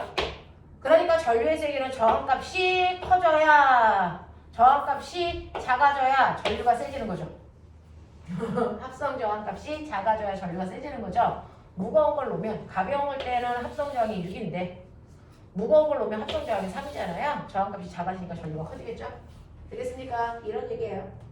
자, 저항의 소비 전력은요? 라고 합니다. 소비 전력은 됐죠? 소비 전력은 R분의 V 제곱인데 저항값이 뭐해지면 저항값이 무거워지는 건데 작아지는 거잖아요. 그럼 전력은 커지겠죠. 되겠습니까? 네, 이거 계산하는 게 아니고요. 그냥 관계를 보는 거예요. 이런 식으로. 되겠죠? 해결에 나갈 수 있으셔야 된다라고 하는 겁니다. 되겠어? 자, 그러면 여러분들은요. 일단은 47페이지죠. 선생님이 전이만 문제 풀어와 라고 했어요. 전기에너지만 문제 풀어와 라고 했어요. 전기에너지와 관련된 문제가 47페이지에 1, 2, 3번 밖에 없었던 것 같아요. 그쵸? 근데 1, 2, 3번 풀어봐 제가 그랬던 것 같은데 그 중에서 전이와 관련된 문제 중에서 질문 1, 2, 3번 중에서 이건 할만했어. 넘겨. 자, 풀 수 있는 건 다 풀어오라는 거 저도 알아요. 근데 일단 전이에 해당되는 그거였어요. 49페이지 1, 2, 3. 자, 이 중에서 3번을 지금 해드렸고 1, 2번 중에서 질문할 거 있을까요? 몇 번? 2번? 1, 2번? 오케이. 자, 그림과는 전기장 내에서 전이를 위치 x에 따라 나타낸 것이고 나는가의 x는 0, x는 3D인 지점에 전하량과 질량이 같은 대전 입자 A, B를 각각 가만히 놓았을 때 A와 B가 화살표 방향으로 운동하기 시작하는 모습을 나타낸 것입니다. 라고 하는 거죠. 여기에 대한 설명으로 맞는 것을 찾아보세요 라고 했습니다. 자, 여러분들 보시면 전위가 나와 있어요. 각각의 지점에서의 전위가 나와 있어요. 자, 그런데 그 중에서요, 여러분들이 보시는 것처럼 이렇게 가면 되겠네요.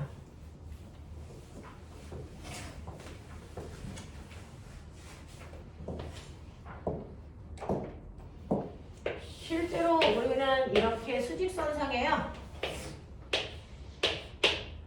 0, D, 2D, 3D, 4D 이렇게 찍어 놓고요. 자, 여기 0인 지점에 A라고 하는 전기를 띤 물체를 놨고요. 그 다음에 자, 3D인 지점에 B라고 하는 또 다른 전기를 띤 물체를 놨더니 이 새끼는 일로 끌려가고 이 새끼는 일로 끌려간대요.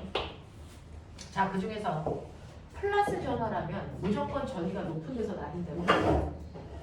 마이너스 전화라면 거꾸로 흐른다. 알겠습니까? 이거잖아요. 그러니까 얘가 뿌리인지 만지를 보셔야 되는데 얘네들의 각각의 지점에 전이 나왔다. 됐죠? 자, 0인 지점의 전위는 0이고요. 그 다음에 여기는요 V고요. 2V고요. 그 다음에 여기는 얼마냐면 알려줘. 0이죠. 되겠습니까? 이렇게 되는 거 아닙니까? 전위가 그래요. 자, 그 중에서 A를 보시면요. A는요. 전위가 높은 쪽으로 움직여가네요. 그렇죠? 플러스 전화라면 전위가 낮은 쪽으로 움직일 텐데 전위가 높은 쪽으로 움직이는 걸로 봐서 이 얘기는 마이너스예요. 그렇죠? 자, 얘도 전위가 높은 쪽으로 움직이네요. 얘도 마이너스겠죠. 됐어? 그래서 둘 다 같은 전화를 띄고 있습니다. 라고 하는 기억은 맞는 거네요. 자, 그러면 니은 갈게요. A와 B는 X는 2D인 지점에서 만나겠습니까? 라고 하는 겁니다. 자, 그러면 여기에서요. 얘네들을 따라서 움직이고 전화량과 질량이 같은 그랬어요. 자, 그랬으니까 얘는 마이너스 Q고 질량은 M이고 얘도 마이너스 Q고 질량은 M이고 이렇게 읽으라는 거죠. 되겠냐? 오케이. 자, 그랬을 때 여러분들이 보시는 것처럼 얘네들이 어디에서 만나니? 여기서 만날 수 있니? 요거 묻는 거예요. 자, 그럼 A와 B는 X는 2D 지점에서 만난다라고 했는데 얘네들이 만날 수 있는 지점이요.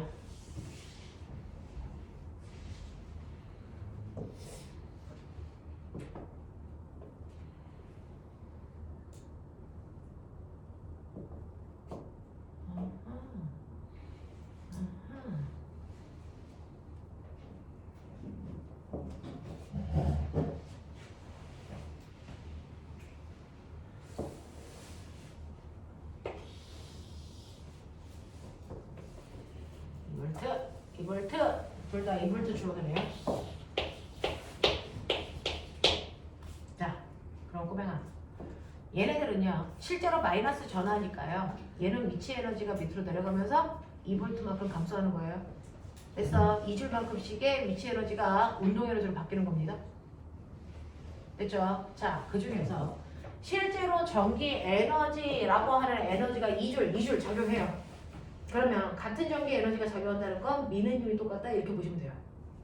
됐어? 미느님이 똑같아요. 그러면 같은 크기의 힘으로 물체를 밀어요. 같은 크기의 힘으로 A라는 물체도 밀고 B라는 물체도 밀리다. 됐죠? 네. 그랬을 때 얘는 여기에 보시면 힘의 크기가 얼마씩입니까? 볼트. 얘는 얼마? 2V 이런 거죠.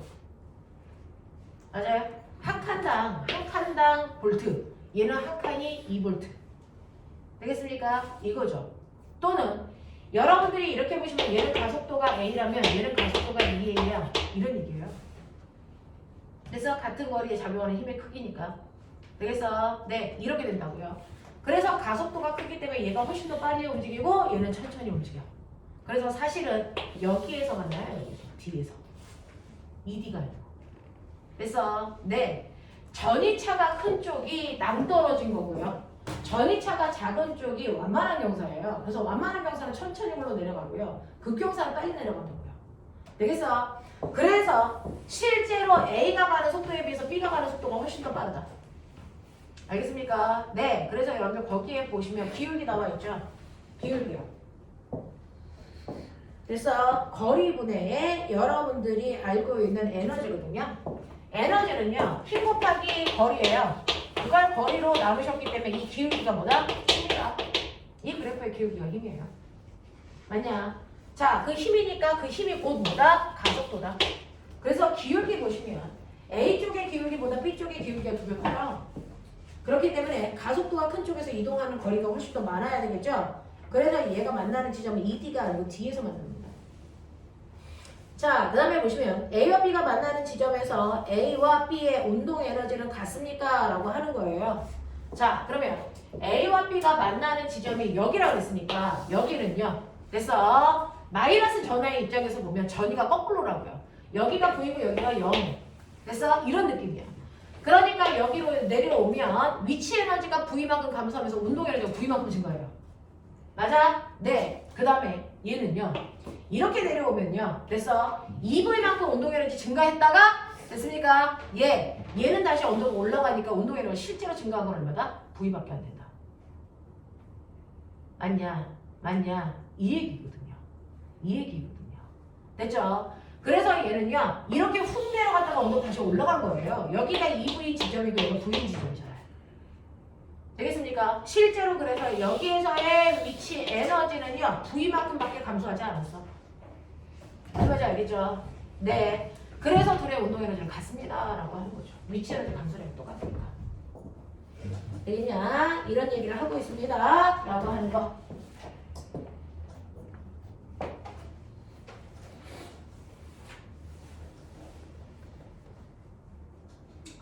자, 그 다음에 고난도 이번 문제 볼게요. 필요한 거 메모 하시고요.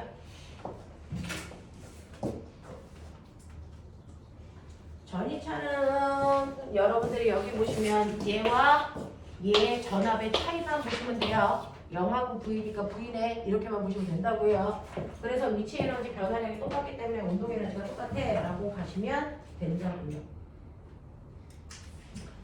자, 그 다음에 2번 문제 볼게요. 자, 요것만 하고 잠깐만 끌어드릴 테니까 눈에 생기를 좀 집어넣어라. 자, 49페이지 2번 보시면 그림은 XY 표면에서 A점의 대전 입자를 가만히 놓아 대전 입자가 전기장 영역 1에서 플러스 X축 방향으로 등가속도 직선 운동을 한 후에 B점을 지나 전기장 이 지점에서 포물선 운동을 하여 C점에 도달하는 운동을 나타낸 것입니다. 대전 입자의 전하량이 플러스 Q, 질량이 M이고 A, B에서의 전이차이 V이고 전기장 영역 2에서의 전기장의 세기는 2이고 방향은 마이너스 Y축 방향으로 작용하고 이때 대전 입자가 B에서 C까지 X만큼 이동하는 거리는 X방향으로 이동한 거리를 라지아지라고 한다. C에 도달하는 순간 대전 입자의 속력은 이렇게 하는 거죠. 자, 이거는 물을 푼다 생각하고 하시면 되게 좋은 전략은 짰어. 아무 답이나 찍으면 안 되는 거 알지? 너네 점수 다 뜨는데 마이너스 점수 나오면 마이너스 점수 길이 나오는 고추 딴다. 알지? 자, 올리오리피아도 마이너스 점수. 근데 사실은 K보도 마이너스 있지 않니? 아, K보는 없어? 감점이 없어? 그거라고 하고 있어요. 풀면 마이너스. 네, 4점 만점이면 1점이 감점이에요. 원래 주어진 점수의 4분의 1 감점력이 나와요.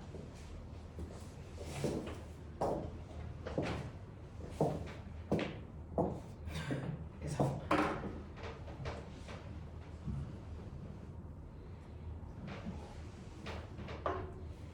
할게. 이 문제요. 사실은 분석력이야. 그냥 거기에 있는 전기장 1번과 2번을 각각 뜯어서 봐. 그래서 각각 뜯어서 보시면 돼요. 그러면 어떤 내용이 있는지 선생님이랑 보죠. 근데 뜯어서 보면 그렇게 과하게 어렵지 않아. 처음 다루는 거라서 그래. 그래서 물리는 누가 빠른 속도로 얼마나 많이 풀어보느냐가 실력을 만들어. 자, 그래서 여러분들이 보시면 전기장의 1번 영역, 전기장의 2번 영역 이렇게 되는 거예요. 자, 우리는 전기장의 1번 영역 보면 여기 A 지점에 물체를 가만히 놔뒀는데 B로 가면서 등가속도 운동한다 그랬어요. 그래서 플러스를 띈 전하가 있는데 이렇게 가면서 속도가 점점 빨라진다는 얘기겠죠. 맨 처음에 정지되어 있었으니까. 그렇다면 얘가 운동하는 방향으로 전기장, 힘의 방향이 작용했네. 그래서 이게 전기장 방향이야. 이쪽이 플러스, 이쪽이 마이너스 이렇게 보시면 돼. 맞아. 그래서 A에서 B 쪽으로 가면서 등가속도 운동한다 그랬으니까 전기장 방향이 A에서 B 쪽으로 작용하는구나 라고 하는 거를 여러분들이 첫 번째 캐치하시면 됩니다. 자, 그러면 여기까지 오면서요. 얘는 뭐를 줬냐면 1번에서는 뭘 줬어요? 1번에서는 A에서 B 사이의 전이가 V야. 그럼 그러면 V 어떻게 구해? V는 A에서 B까지의 전이는 V야. 그리고 B 영역은 전기장이 이쪽 방향으로 이만큼 작용했어. 뭐 이런 거죠. 그리고 여기서 얘가 와가지고 포물선을 그면서 떨어졌는데 요 거리가 라지 R이야. 뭐 이거 준 거 아니야? 그거 말고 없죠? 됐죠? 이렇게 줬단 말이야. 자, 그랬을 때 첫 번째 준 전이라고 하는 거는 이쪽에 전기장의 색이 안 줬으니까 얘랑 겹치지 않게 E1이라고 할게요. 그리고 요 거리 E라고 할게요. 요거죠. 그래서 네, V는 ED잖아요. ED. 됐죠?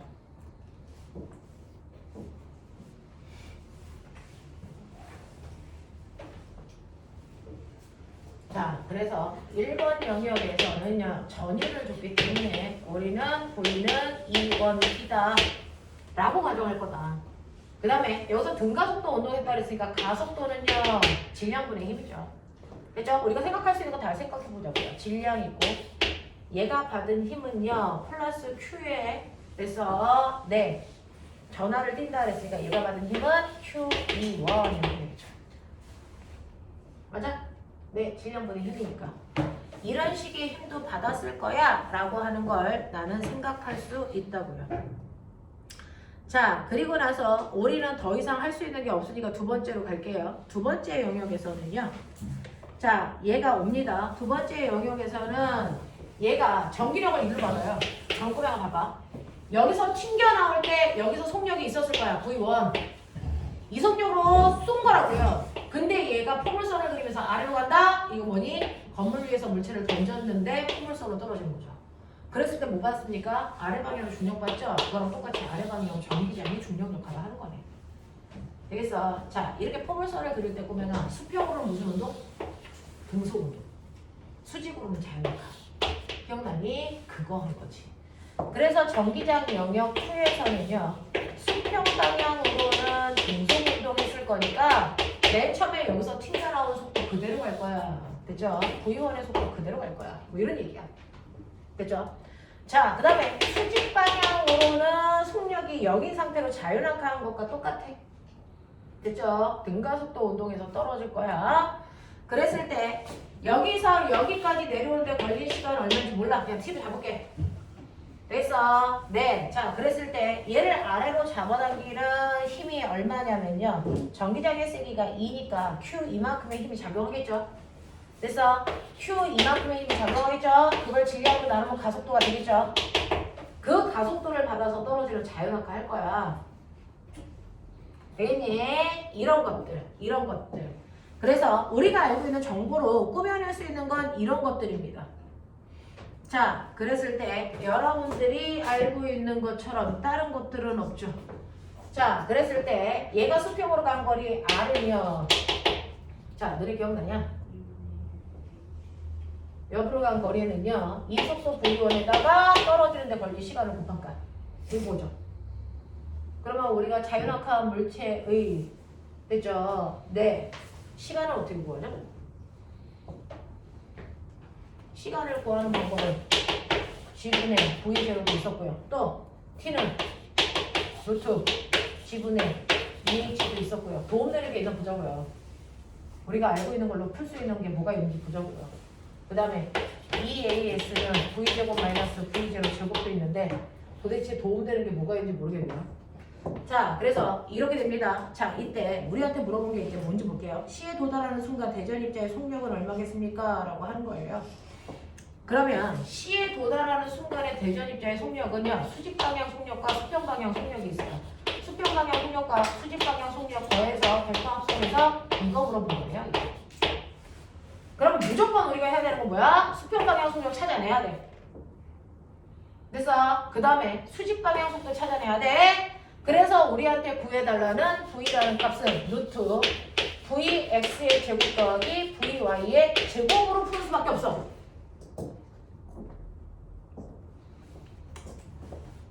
되겠냐? 저거밖에 없다. 이제 저거 해야 돼. 그러면 수직 방향 속도 알아야 되고요. 수평 방향 속도 알아야 되고. 됐습니까? 이거 해야죠.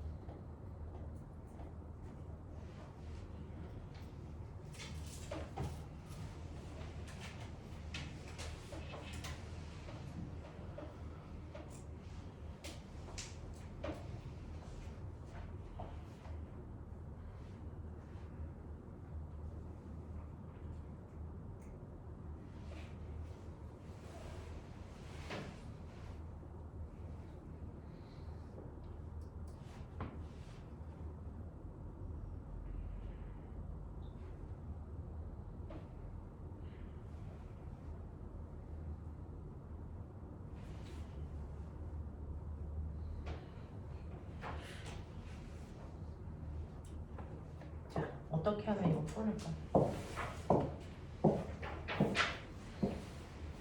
주어진 건 여기에 전위밖에 없고요. 여기 전기량의 세기, 전하량, 질량밖에 없어요. 할 수 있는 방법 무조건 찾아내야 되잖아요. 이속력 구해야 돼요. 이속력을 구해야 되는데 수평 속력과 수직 속력을 다 알아야 구할 수 있어요. 그거 말고 구할 수 있는 방법 뭐 있어요?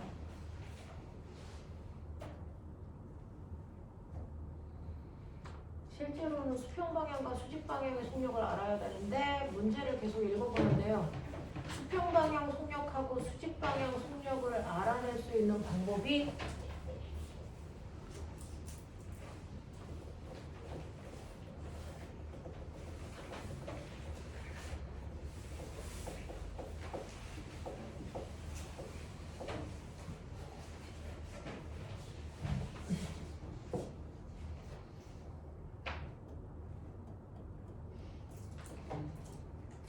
수평 방향 속력을 V1으로 가정하면요.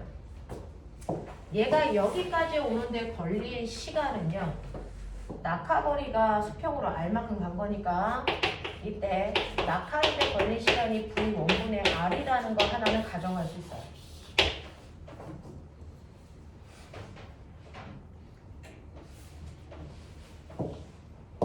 그러면 이거 수직으로 낙하거리를 D라고 가정하면 이게 낙하 수직 속도가 계산이 되는지 볼게요.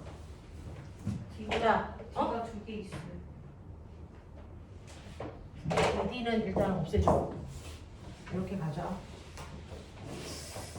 자, 그러면 우리가 낙하거리 계산할 때 어떻게 했죠? H는 2분의 1 GT 제곱 이렇게 들어오나? 좋죠? 낙하거리를 D로 놓으시면 D는 2분의 1 해서 네, 가속도 저거 집어넣으시면 되겠고요. 시간은 이거 집어넣으시면 되겠네요.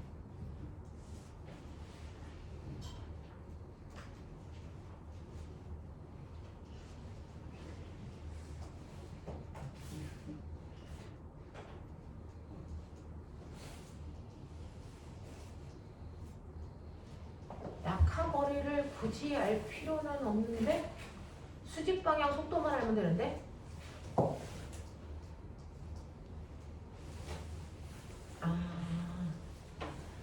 나중 속도는 처음 속도 더하기 AT죠. 그러면 수직 방향 속도는 수직 방향 처음 속도가 0이었네요. 이렇게 가면 되겠네요. 그쵸? 자, 그러니까 얘는 가속도가 요거예요. 거기다가 시간은 이겁니다. 집어넣고 해결이 되는지 볼게요. n분의 q2가 가속도고요. 시간은 이거니까 v1의 제곱분의 r제곱 이렇게 들어가면 되겠네요. 이게 수직 방향 속도네요. 왜 제곱? 어? 왜 제곱이에요? t제곱이니까. 이거 죠 저거 그 속도 어? V는 V 제곱 플러스 AT. 잠깐만. V는 AT죠? 네, 이거 제곱할 필요 없죠? 네. V는 AT니까 이렇게 가면 되죠. 그러면 나중 속도는 이거네요. 수직 속도는. 수평 속도는 V1이고. 근데 수직 속도는 집어넣는데 수평 속도는 V1으로 집어넣으면 불법 문자가 생기는 거잖아요.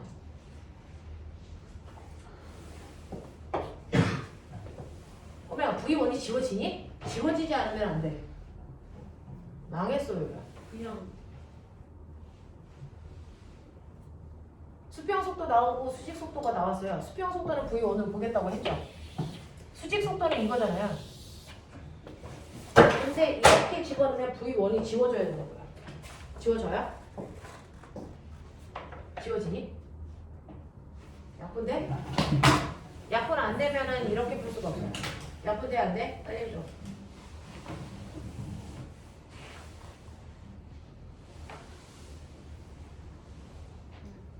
약분돼? 이씨. 약분돼 안 돼? 약분 안 되면 V1을 쓸 수 없는 문자라서 못 쓴다고요.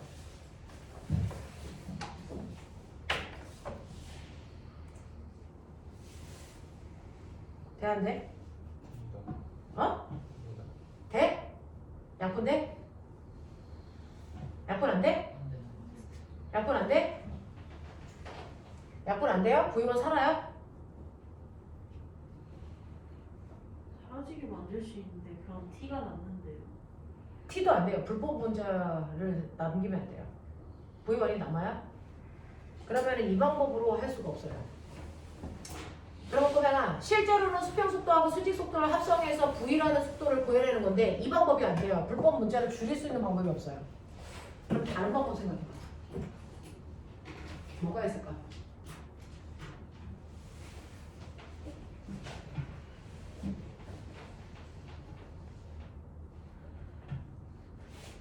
무슨 방법이 있을까? 얘를 찾아낼 수 있는 또 다른 방법은요. 그러면 실제로 여기에서의 무슨 에너지? 역학적 에너지가 여기에서의 역학적 에너지랑 어때야 돼? 같아야 돼. 보존력만 작용하고 있다. 그래서 전기력이라는 보존력만 작용하고 있어. 역학적 에너지 보존력. 둘 중에 하나야. 등가속도 운동 공식으로 풀어내든가 아니면 에너지 보존 법칙으로 쓰던가 둘 중에 하나야. 됐어. 근데 지금은 이 방법으로 풀어서 풀리는 문제가 아니에요. 불법의 문제가 소모되지 않습니다. 됐죠? 자, 그러면 다른 방법으로 풀 수 있는 건 뭐가 있을까라고 하면 실제로 여기에서의 역학적 에너지는요. 운동 에너지로만 남습니다. 여기 D만큼 다 떨어졌다고 치면 여기 기준점으로 잡으면 됐죠? 그래서 이 지점에서의 속력을 V2라고 하면 2분의 1 mv2의 제곱이 역학적 에너지예요. 그래서 V2 값 구하는 게 문제라는 거예요. 알겠어? 이거야. 자, 그거는 이 지점에서의 위치 에너지와 운동 에너지를 더한 값이야. 이해하니? 자, 그럼 B 지점에서의 운동 에너지는 2분의 1 m v1의 제곱 더하기 됐어? 자, 위치 에너지요. 위치 에너지는 전기적 위치 에너지 요거죠. 되겠습니까? 네. 자, 전기적 위치 에너지니까 얘는 전기장의 세기가 이거라고 그랬고요. 전하량이 저거니까 위치 에너지요. 됐어. 네, Q, E, D죠. 됐어. 이만큼이 전기적 위치 에너지를 가지고 있죠. 그러면 이 중에서 이제 우리가 불법인 문자들을 소거해야 되니까 여기에서 얘 운동 에너지는 뭐라고 같을까? 자, 여기에서 운동 에너지 없었잖아. 여기 왔더니 생겼잖아. 왜요? 위치 에너지가 운동 에너지 바뀌었죠. 얼마만큼의 위치 에너지가? V만큼의 위치 에너지가. 맞냐? 전위차가 V잖아. 위치 에너지가 운동 에너지가 바뀌었죠. 자, 그래서 얘 위치 에너지는 얼마만큼이야? QV만큼이야. A에서 B로 오면서 위치 에너지 감소량이 운동 에너지가 된 거지. 그래서 2분의 1 MV 제곱으로 계산해야 되는 걸 A점과 B점의 위치 에너지 감소량이 QV로 계산해도 못 나온다. 인 거죠. 됐죠? 자, 그 다음에 여기에서 위치 에너지 구해야 되는데 QE까지 가능해. 근데 D가 불법이야. 됐어? 네, D는 이걸로 계산하면 돼. 맞죠? 이걸로 계산하면 여러분들이 알고 있는 것처럼 여기에 이렇게 들어가면 되겠죠? 이게 D죠. 2분의 1 됐어? AT 제곱 이게 D죠. 저거 D를 저기다 집어넣을 건데 V1이 살아?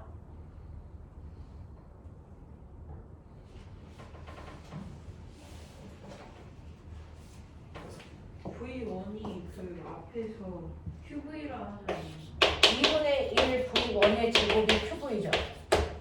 운동 에너지가. 그럼 V1의 정체는 뭐냐? V1의 정체는 뭐냐? 루트 N분의 2QV 2Q의 V 잠깐 있어. 이거죠? 맞죠? V1의 정체가 요거죠? 맞냐? 이해되냐? 그러면 이거 집어넣으면 V1이 사라지는데?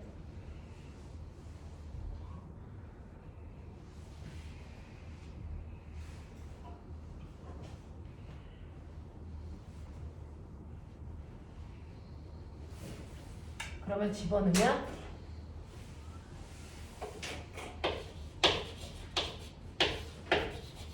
이거네.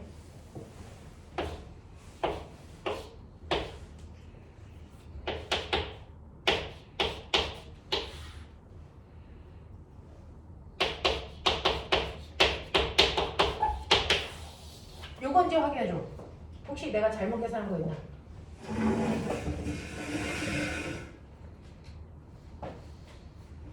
돼? 맞아?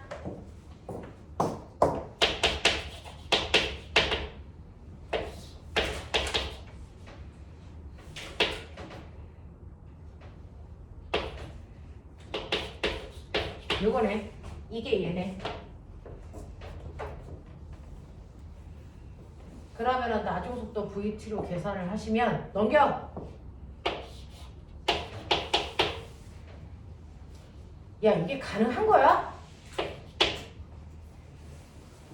n분의 2q v 더하기 2v m 분의 q E제곱 R제곱 그러면 제곱이면 루트 이건데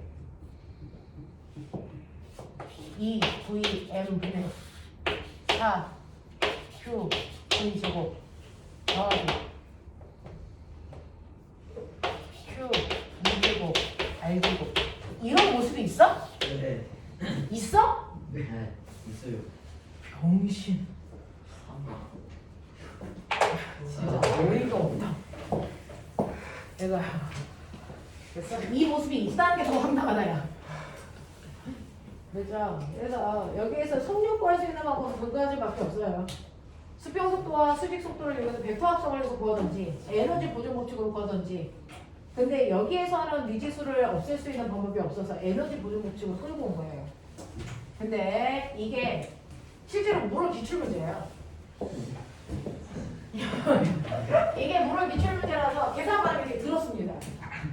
됐죠? 왜냐면 물어는 한 문제 푸는데 기존의 물어는 이번 물어는 아닌데 기존의 물어는 한 문제 푸는데 한 20분 정도 줬단 말이죠.